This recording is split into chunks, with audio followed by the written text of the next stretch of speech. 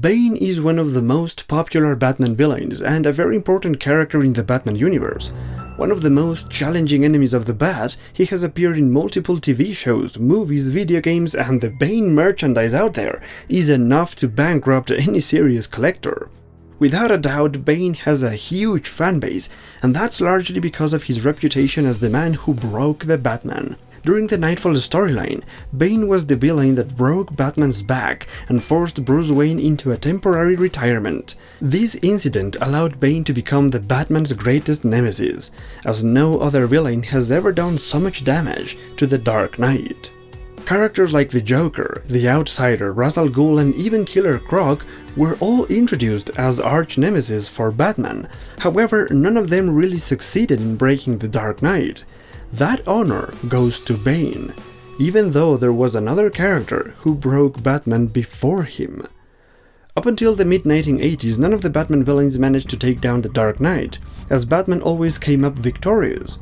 The first time it actually happened was in 1988, in a story called Batman: The Cult.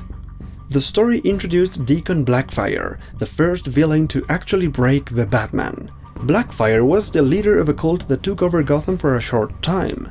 With help from this cult, Blackfire beat Batman, kept him locked in the sewers of the city, starved him, and only fed him drugs so that he would obey his command.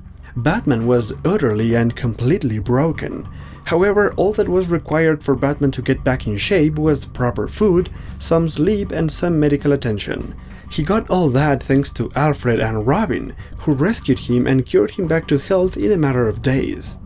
The cult, however, marked an important point in the Batman's history, in which a villain broke the Batman for the first time ever, and it started a trend that culminated in Knightfall. In 1989, only 1 year after the cult, another story was published. It was called Batman: Blind Justice, and once again it featured a broken Batman.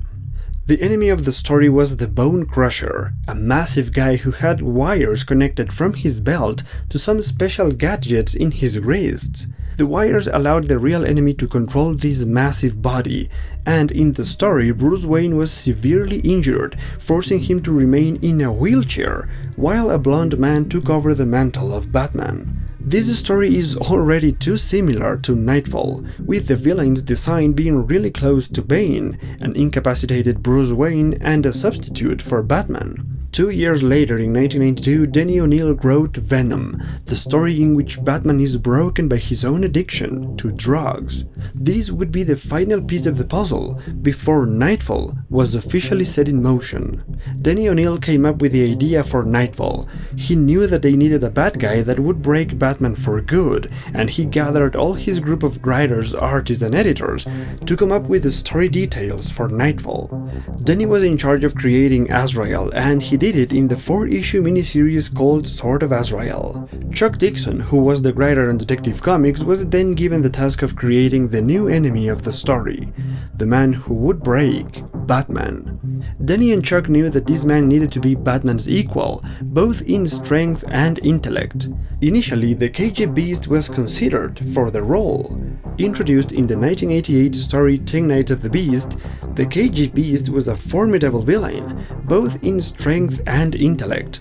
He was one of the toughest enemies that Batman had ever encountered up until then. However, he wasn't chosen for 2 reasons. 1. Denny O'Neil wanted to create a brand new character, and 2. The KG Beast was technically irrelevant after the dissolution of the Soviet Union in 1991.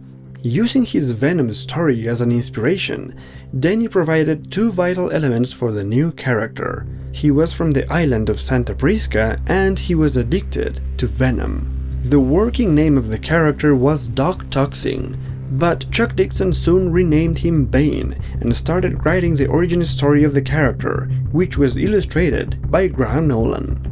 Batman: Vengeance of Bane is a one-shot that was published in 1993, and it features the origin story of one of the most acclaimed Batman enemies. The cover by Glenn Fabry features Bane, a mean-looking character with bodies on the floor and Batman's head looming behind him. This is the design that artist Graham Nolan did for Bane. It looks like a luchador with a tank top and the mask, but the military pants, boots, and the tube that goes from his arm to his head makes him look really dangerous. Bane is a classic example of a negative character arc. In storytelling, a negative arc is when a character ends up in a worse place than that in which he started, and probably drags others down with him. Vengeance of Bane is the beginning of this process, this transformation that ends with Bane becoming the ultimate Batman villain. In the book The Moral Premise, Stanley Williams wrote this about the negative character arc. Virtue leads to success, and vice leads to defeat, but unrelenting vice leads to destruction. This quote applies perfectly to Bane as he becomes a victim of his own unrelenting vice. In the book Creating Character Arcs, K.M. Wayland separates the negative arcs in 3 branches: the disillusionment, the fall, and the corruption. Bane's story falls into the corruption arc, and Vengeance of Bane is a prime example of that. In the corruption arc, the character starts out with a clear understanding of the world surrounding him, but as the story progresses, he changes his outlook as a result of an important event and starts believing a lie. In Vengeance of Bane, a pregnant woman is taken to Penaduro, a horrible prison in the island of Santa Prisca. There she gives birth to a baby who is condemned to a life in prison to carry out the sentence that belonged to his unknown father. The kid grows up inside the dark world of a prison, and at the age of 6, his mother dies. The kid is taken from the safe area of the prison and into the main cells with the rest of the inmates, and on the first day, he has a serious encounter with another inmate, and he falls unconscious. This is the incident that transforms the innocent child into a dangerous character. While he is unconscious, the kid has a vision with 2 symbols. The first one is the promising image of the perfect man he would become in the future, and the second is the symbol of fear, the symbol of his worst enemy, the symbol of a bat. This is the moment when the kid starts believing in the lie that will drive his actions. He believes that fear makes him weak, and thus he fights to overcome his fear, to destroy the bat at all costs. It's like this that the innocent child becomes a dangerous killer, and the prison's warden decides to give the boy a name. He calls him Bane. The boy is taken to an isolated hole where he fights to survive for days, weeks, years. Bane spends 10 years inside the hole, and when he is released, he had become a legend in Penaduro. Bane is a survivor, and part of what helped him get through that hell was the thought of killing the bat that symbolizes his fear. For a whole decade, Bane nourished the lie that he believes, the idea that fear makes him weak, and that the only way to overcome fear is to kill the bat. This becomes his driving force and his motivation to become stronger every day, to become smarter, and to kill the bat. Once he is released, Bane makes a new friend, an American called Bird, who was once a criminal in Gotham. He teaches Bane to read, and Bane becomes a hardcore intellectual as well as a fitness maniac. Bane becomes the most dangerous man in Penaduro, but also the most educated of them all. Eventually, Bane learns about Batman thanks to Bird, and his conviction grows stronger. The idea of destroying Batman becomes an obsession for Bane. Batman becomes the symbol that Bane needs to destroy, and he won't stop until he achieves that goal. Bane sets his plan in motion to escape with help from Zombie and Trog, his other allies in prison. Zombie is part of the team that conducts dangerous and illegal experiments with the venom drug using the inmates of Penaduro. Bane is willing to become the next test subject, and just like every other inmate, he doesn't survive the procedure. Bane is dead, and his body is tossed into the ocean, but the truth is that he only faked his death in order to escape from prison. Once outside, he attacks the ward and releases Bird, Zombie, and Trog, and together, they travel all the way to Gotham City. At this point in the story, Bane is too far into his negative arc, as he is already willing to gamble with his health, with his life, by using experimental drugs that could have killed him in order to achieve his goal. This is a clear indication that the character has been corrupted beyond the point of no return. Once in Gotham, Zombie is in charge of creating more venom for Bane, and Truck develops the device that pumps the drug into his skull. Bird uses his connections in the underworld to bring Bane to the mafia leaders. Bane then brutally massacres them, drawing the attention of the GCPD as well as Batman. When the Dark Knight shows up at the crime scene, Bane decides to follow him closely and watch him in action. Batman and Bane finally confront each other at the base of operations of one of the mobs in Gotham. Bane is shocked at Batman's refusal to kill his enemies. Bane is confused, as this is not what he expected Batman would be like. He expected a fearsome monster, and because he doesn't understand Batman yet, Bane lets him go.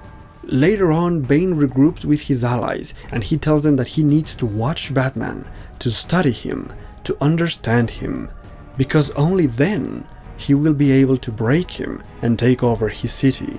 Vengeance of Bane ends at the middle point in Bane's journey through his negative arc. He has not yet given into his unrelentless vice, but he has made the conscious decision to do it if it's necessary to accomplish his goal.